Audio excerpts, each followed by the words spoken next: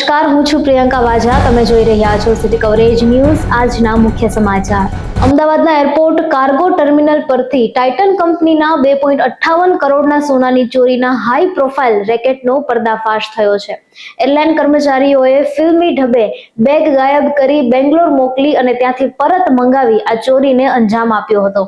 Airport પોલીસે ગુનાહિત કાવતરાનો પર્દાફાશ કરી સોનું ખરીદનાર જૂનાગઢના જ્વેલર્સ સહિત કુલ 8 આરોપીઓની ધરપકડ કરી છે અને અત્યાર સુધીમાં 1.72 કરોડનો મુદ્દામાલ રિકવર કર્યો છે.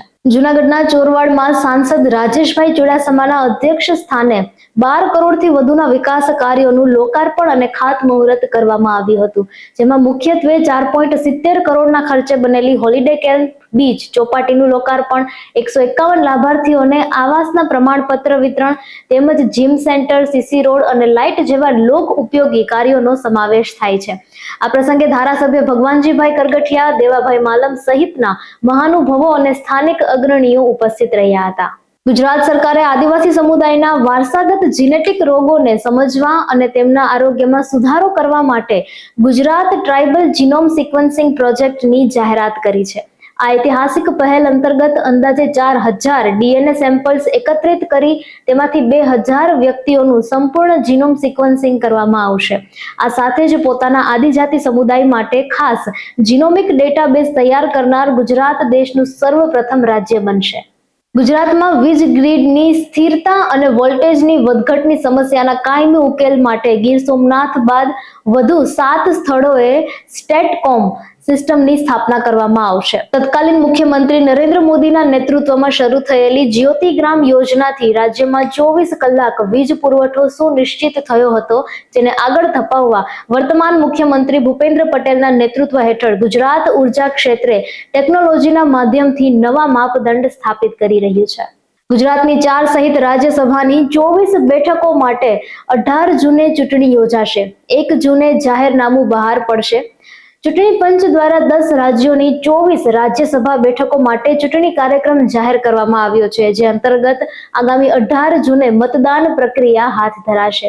આ ચૂંટણીમાં ગુજરાતમાંથી રામભાઈ મોકરિયા, શક્તિસિંહ ગોહિલ, રમીલાબેન બારા અને નરહરી અમીન નિવૃત્ત થઈ રહ્યા છે.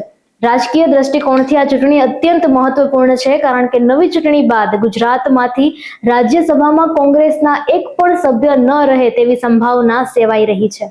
ચૂંટણીની જાહેરાત થતાં જ રાજકીય ગરમાવો વધી ગયો છે. કલકત્તા હાઈકોર્ટે બકરી ઈદ નિમિત્તે જાહેર સ્થળો પર પશુ વધ પરના પ્રતિબંધ પર સ્ટે મૂકવાનો ઇનકાર કરતા મહત્વનો ચુકાદો આપ્યો છે. કોર્ટે સ્પષ્ટ કર્યું છે કે ઇસ્લામ ધર્મમાં ગાયની કુરબાની એ કોઈ આવશ્યક કે ફરજિયાત ધાર્મિક પ્રથા નથી. જસ્ટિસ સુજોય પોલ અને જસ્ટિસ પાર્થ સારથી સેનની ખંડપીઠે જણાવ્યું હતું કે કોઈ પણ ખુલ્લા જાહેર સ્થળે ગાય અને ભેંસ સહિતના પ્રાણીઓની કતલ પર સંપૂર્ણ પ્રતિબંધ છે અને તે કોઈ ધાર્મિક ઉત્સવનો ભાગ નથી. દેશમાં મેડિકલ પ્રવેશ માટે લેવાયેલી નીટ પરીક્ષાના પેપર લીકની ઘટના બાદ સરકાર માટે લીક પ્રૂફ પરીક્ષા યોજવી એ મોટો પડકાર બન્યો છે. આ સ્થિતિ વચ્ચે હવે વન નેશન વન એન્ટ્રન્સ એક્ઝામની ફોર્મ્યુલા પર વિચારણા શરૂ કરવામાં આવી છે, જેમાં નીટ ઉપરાંત એન્જિનિયરિંગ માટેની જી પરીક્ષાને પણ સાંકળી લેવામાં આવી છે. આ સાથે જ સંસદીય સમિતિએ નેશનલ ટેસ્ટિંગ એજન્સીને બહારની સિસ્ટમ પર પોતાનો આધાર ઘટાડવા અને આ પરીક્ષાઓ 1 થી વધુ તબક્કામાં યોજવા માટે જણાવ્યું છે. આઈપીએલના વૈશ્વિક મંચ પર ગીરની પ્રખ્યાત કેસર કેરીનો મીઠો સ્વાદ છવાયો છે. પોતાની અનોખી ગુણવત્તા, સુગંધ અને સ્વાદ માટે જીઆઈ ટેગ મેળવનાર ગીર કેસર કેરી આજે માત્ર ગુજરાત પૂરતી સીમિત ન રહેતા વૈશ્વિક સ્તરે બ્રેન્ડ ભારતની ઓળખ બની છે. સૌરાષ્ટ્રના ખેડૂતોની મહેનત અને પરંપરાનું પ્રતીક એવી આ કેરી લોકલ ગોઝ ગ્લોબલની ભાવનાને સાકાર કરીને ભારતના કૃષિ અને સાંસ્કૃતિક વારસાને નવી ઓળખ આપી રહી છે. સિટી કવરેજ ન્યૂઝના ડેઇલી અપડેટ માટે અમારી ચેનલને લાઇક કરો, શેર કરો અને સબસ્ક્રાઇબ કરો. આવતીકાલે મળીશું ફરી નવા સમાચારો સાથે. City coverage news Junagadh.